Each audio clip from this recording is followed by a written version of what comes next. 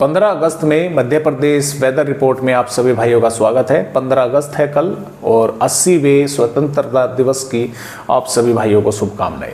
देखिए दोस्तों, फिलहाल मध्य प्रदेश के भागों की तरफ डिप्रेशन बढ़ रहा है, लेकिन कल 15 अगस्त में ये कमज़ोर भी पड़ जाएगा और जिसकी वजह से ये मध्य प्रदेश के पश्चिमी भागों तक नहीं पहुंच पाएगा।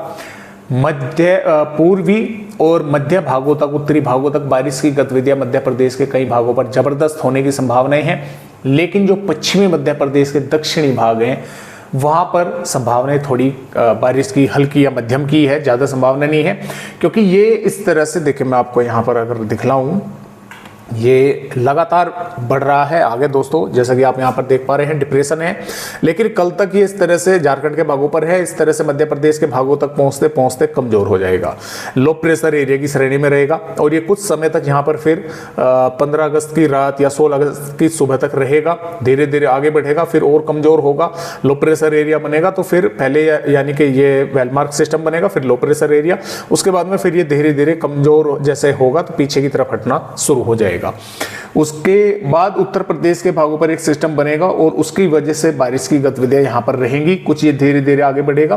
तो कुल मिलाकर बात यह है कि मध्य प्रदेश के कई भागों पर बारिश होने की संभावनाएं अभी बनी रहेगी और भारी वर्षा की भी कुछ भागों पर जो है आसार है। मैं आपको एक एक वेदर रिपोर्ट दिखलाता हूं। फिलहाल पिछले 24 घंटों के दौरान सिंगरौली पर 101.4 मिलीमीटर बारिश हुई है और सिहावल पर 97.4 और सरहई पर 95.2, कुसमी पर 90.5 और चुरहट पर 60 मिलीमीटर और उचहरा पर 57, बहराई पर 56 मिलीमीटर और बिजाई डंडी पर 46.2 और सोहावल पर 45, व्यवहारी पर 45, रामपुर पर 43, इस तरह से फिर आगे नरवल पर 41 कम होती चली गई।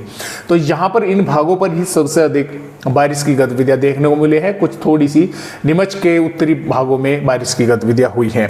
अब फिलहाल अगले 24 घंटों की अगर हम यहाँ पर बात करें मध्य प्रदेश राज्य की, तो यहाँ पर अगर देखें हम 15 अगस्त में, तो जो सिद्धि और सिंगरौली, मऊगंज, रीवा, शहडोल, उमरिया, अनूपपुर, डिंडोरी, मांडला, सिवनी, बालाघाट के भाग है, जहां पर कई स्थानों पर हल्की मध्यम तेज या जोरदार बारिश होने की संभावनाएं हैं। साथ में भिंड और ग्वालियर, दतिया, शिवपुरी, निवाड़ी, टीकमगढ़, छतरपुर, पन्ना, सतना, मेहर, कटनी, जबलपुर, दमोह, सागर, विदिशा, अशोकनगर, रायसेन, नरसिंहपुर, नर्मदापुर, छिंदवाड़ा, पाटना, बैतूल के भागों में भी अनेकों स्थानों पर हल्की से मध्यम या तेज बारिश के आसार हैं। साथ में मुरैना, श्योपुर, गुना, राजगढ़, भोपाल, शाहजहांपुर, सीहोर, देवास, हरदा, खंडवा के भी कुछ भागों में हल्की मध्यम बारिश के आसार है। नीमच, मंदसौर, रतलाम, आगर मालवा, उज्जैन, झाबुआ, धार, इंदौर और अलीराजपुर, बड़वानी, खरगोन, बुरहानपुर के भी भागों पर बादल पहुंचेंगे। कहीं कहीं पर यहां पर भी बारिश की गतिविधियां देखने को मिल सकती है 15 अगस्त में। तो अलर्ट की अगर बात करें तो देखिए 3 जिले ऐसे हैं, एक तो छतरपुर, उमरिया और नर्मदापुर। इन जिलों के कुछ भागों में काफी भारी बारिश जो है वो देखने को मिल सकती है। कई भागों में निवाड़ी, पन्ना, रीवा, मऊगंज, सिद्धि, सिंगरौली, अनूपपुर, डिंडोरी, मांडला, बालाघाट, सिवनी, छिंदवाड़ा, जबलपुर, कटनी, नरसिंहपुर, रायसेन, सागर के भी कुछ स्थानों में भारी वर्षा देखने को मिल सकती है। इन जिलों पर भी हवा की रफ्तार 30 से 40 किलोमीटर प्रति घंटे की रफ्तार से मध्य प्रदेश राज्य पर चलने के आसार हैं। मेघ गर्जना कई भागों पर होने की संभावनाएं हैं।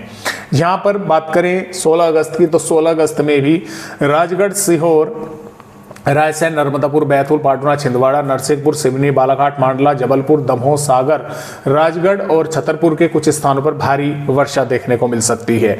और यहाँ पर इसका असर 17 अगस्त में कमजोर यानी कि ये पीछे हटना शुरू कर देगा। तो 17 अगस्त में भी भिंड, सतना, सिद्धि और छिंदवाड़ा के कुछ भागों में भारी वर्षा हो सकती है।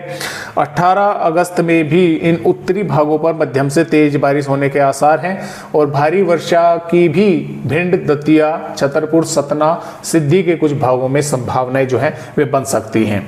तो इस तरह से फिलहाल मध्य प्रदेश राज्य का अपडेट है।